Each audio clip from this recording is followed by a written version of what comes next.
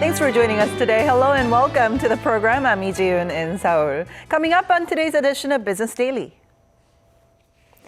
The Korean government's economic agenda for 2017 focuses on stabilizing public welfare and revitalizing the sluggish economy. One of the worst trade frictions could erupt between China and the United States this year, as U.S. President-elect Donald Trump is set to be inaugurated this month. We'll sit down with an expert to talk about this.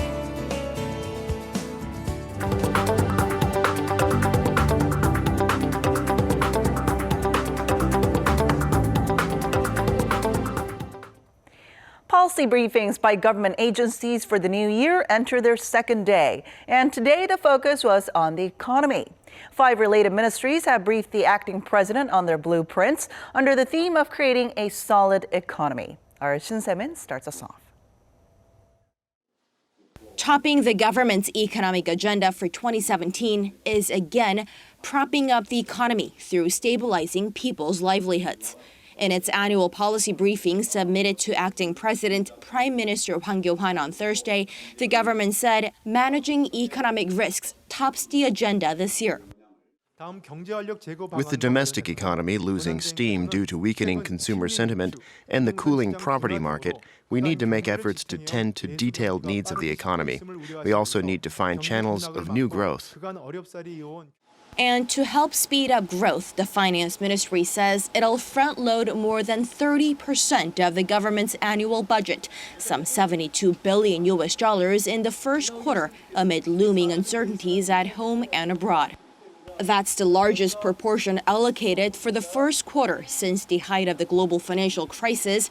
And on top of that, officials say more funds could be poured in, depending on the course the economy takes. Another priority is increasing new hires on the jobs front.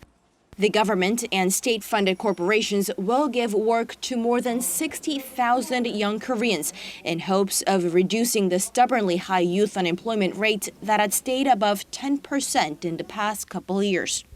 Also on the list is boosting exports, a major driver of the Korean economy. The government says it plans to lift annual exports to $510 billion in 2017, putting the expansion of growth at 2.9% on year. And they plan to do that by reshuffling the nation's industrial portfolio and refocusing on export items that are high value-added goods and services. The government says it'll move quickly to deal with urgent global trade issues like oil price fluctuations and sharp movements in global demand. And all of this comes against the government's backdrop of reaching its annual growth target of 2.6%, eventually extending its 2% range growth to 3 years. Shin Se-min, Business Daily. Minutes from the U.S. Fed Reserve's December meeting show that most policymakers believe that President-elect Donald Trump's proposed fiscal policies could pose inflation risks. Now, this means that the Fed might be raising rates at a faster than expected pace. Our Kim Min-ji has more. It looks like the U.S. Federal Reserve is keeping close tabs on the potential effects of fiscal policy on economic growth under the incoming Donald Trump administration. Although there's no direct mention of the president-elect in the December minutes from the FOMC released Wednesday, it does say that participants expressed considerable uncertainty about the timing, size, and composition of any future fiscal stimulus or policy initiatives. Almost all participants agreed that the upside risk to projections for economic growth had risen, fueled by the potential for further expansionary fiscal policies in the coming years. They also seem to agree that this could bring about higher inflation, meaning the Fed could raise rates at a faster pace than anticipated. The U.S. Central Bank pushed up interest rates last month by a quarter point, marking the first rate hike since December 2015, when officials lifted rates from near zero for the first time in nearly a decade. With that, it gives Korea's central bank less room to maneuver its rate policy. Its upcoming rate-setting meeting is scheduled for next week. Now that the Fed is on the path of increasing rates about 2 or 3 times this year, Korea isn't in a position to lower rates despite the slowing economy. Should Korea go in the opposite direction of the U.S., it could trigger capital outflow. Besides, Korea's growing household debt also limits the amount of room the central bank has to move. It's widely expected the Bank of Korea will take a wait-and-see approach and hold the key rate at the record low of 1.25% for the time being. Kim Min-ji, Business Daily. One of the biggest fixtures on the tech calendar kicks off this week in Las Vegas, the Consumer Electronics Show. And with market leaders and startups showing off their latest gadgets from around the world, Korea's tech giants have also unveiled their new TVs and smart home appliances. Our Lee Ju-young has this report. It seems Samsung Electronics is trying to put their Galaxy Note 7 fiasco behind them by focusing on TVs and smart kitchen appliances. The firm unveiled its new Super Ultra HD TV with Quantum Dot technology, or QLED TV, which Samsung says represents its best achievement in image quality and viewing experience yet. With picture, this is the best picture quality that Samsung has ever put into a television.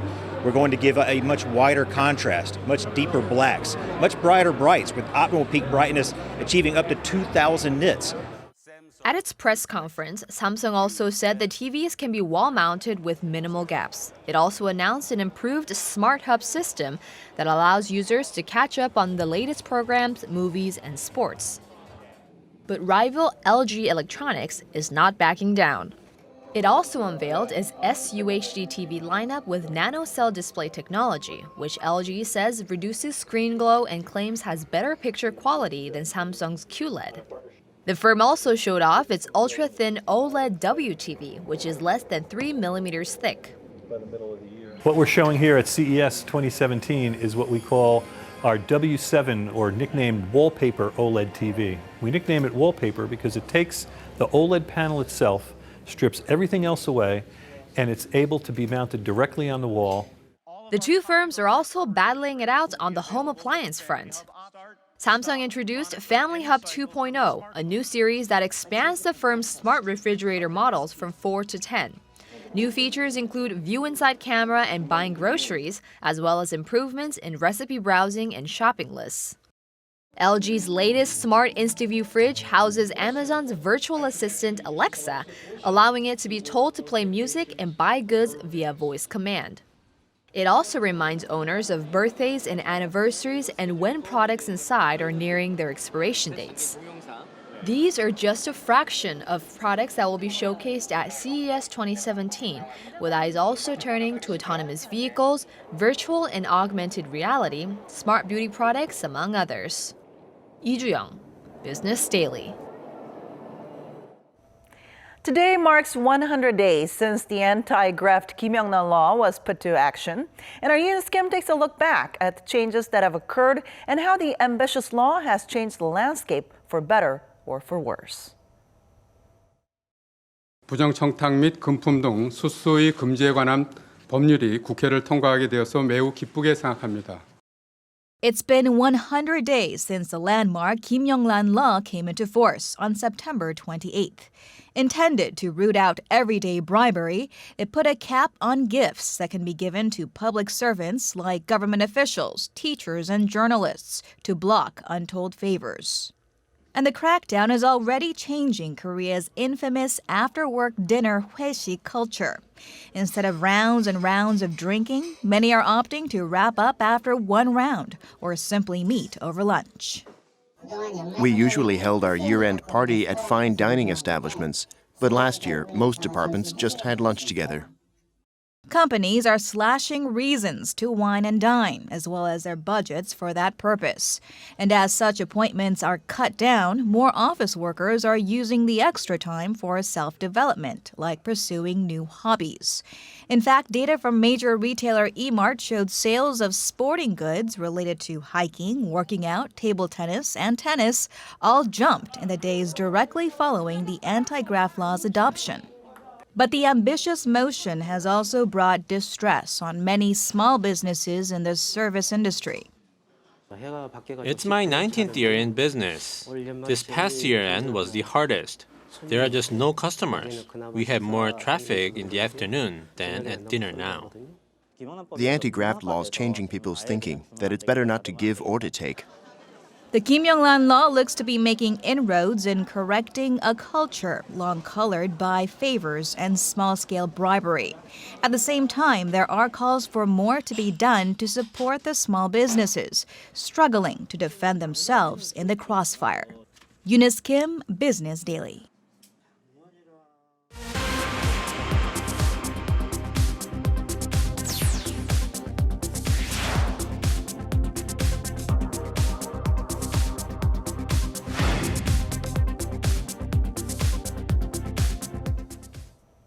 Renegotiating global trade deals and bringing jobs back to America were U.S. President-elect Donald Trump's major selling points during his campaign. And with Trump getting ready to take office on January 20th, fears are growing over a potential trade war between China and the U.S. Take a look. Over the past 8 years, the U.S. has frequently expressed frustration with China's trade practices, filing numerous complaints with the World Trade Organization. It has also put China on its currency watch list, saying Beijing will face extra scrutiny and potential retaliation by Washington amid concerns over growing trade imbalances between the two countries. And now, with President-elect Donald Trump about to take office, there are concerns that he can make good on his pledge to brand China a currency manipulator within the first 100 days. China, on the other hand, has vowed to take action against the US and the European Union over their reluctance to treat the country as a market economy under WTO rules. Analysts say that it's possible for Beijing to take even more action outside of the WTO and respond with retaliatory anti-dumping tariffs of its own that would hurt exporters in other countries. This is especially worrisome as China is Korea's largest trading partner. In fact, the IMF says that when China's GDP growth drops by 1 percentage point, Korea's economic growth drops half a percentage point. So with a trade war looming between the two economic powerhouses, what should Korea do to protect its interests? And to tell us more about this, Professor Kim Se-won from Ewha Women's University joins us in the studio today. So good to see you. Pleasure to be here. All right, so last year we saw two economic powerhouses, the United States and China, filing complaints against each other at the WTO. So what kind of changes have we seen in regards to trade involving the two countries? Yes, U.S. and China trade war clouds hang over Pacific Ocean these days. Actually, U.S. anger on China's continuous and huge trade surplus against the United States is not something new. Remember that President Obama said last year, we can't let China to write the rule of international trade. So before starting Trump's administration, the trading relation between U.S. and China is even more aggravated. For example, U.S. brought the agricultural quota issues of the China to WTO, and China sued EU and United States for the status of the free market status. So obviously this trade war is looming between the two countries, especially with the Trump administration, with U.S. President-elect Donald Trump about to be inaugurated this month. And Trump has vowed to name China a currency manipulator on his first day in the White House. Tell us more about this. Well, I think there is a high possibility that U.S. designates China as a currency manipulator in the near future. Actually, last year, U.S. put 5 countries on the list of the currency watching list. They are China, Germany, Japan, and Taiwan and Korea. But actually, this is something diplomatic threat because it doesn't come with real penalties. But once China is designated as a currency manipulator, it does comes with real penalties. For example, Chinese companies can't have access to U.S. financial system like stock markets and U.S. banks. And also, Trump had said that he will slap a 45% tariff on Chinese imports. Right. How realistic is this goal? Well, the 45% of the tariffs on Chinese products is one of the most famous Mr. Trump's presidential pledge. But the possibility is very low because the largest victim of the 45% tariffs would be U.S. citizens.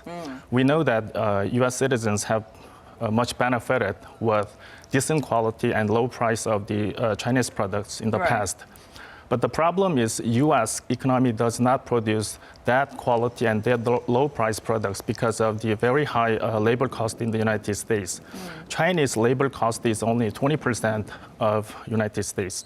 Now, the problem here is that trade from the two countries affect many other countries, including Korea. So looking at last year, how did their trade relationship affect Korea?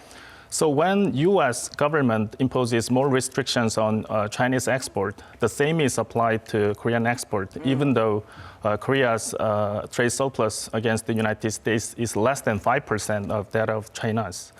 So last year, for example, U.S. government imposed 60% and 13% of the anti-dumping tariffs on POSCO and Hyundai Steel.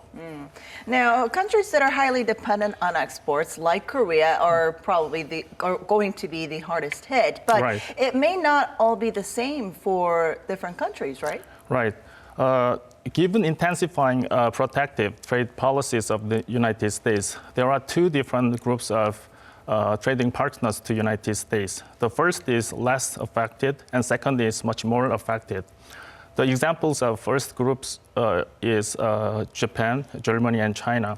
They have pretty much diversified trading partners, and they have huge domestic market, so they are less affected. But second group is more dependent on United States economy on their trading. Examples of these countries are like Mexico and Canada and some South American countries like Venezuela. So these countries will be much more affected thanks to U.S. more protective trading policies. All right, then I guess with this trade war looming between the two countries, how should Korea prepare to minimize negative impact that this might have on the domestic economy? Well, there's no clear solution about the more protective policies of the United States. But it is important to avoid direct trading conflicts with United States and China as far as possible. And it is also important to have something like a wait-and-see strategy or a slow response against their protective policies. So, but in the long run, it is important to have more trade with more diversified trading partners. And also, it is also important to have expanded domestic market. Expanded domestic market would be a good buffer under declining export of the nation. And find new growth engines. Exactly. As well. All right. Thank you so much for coming in today. Thank you very much.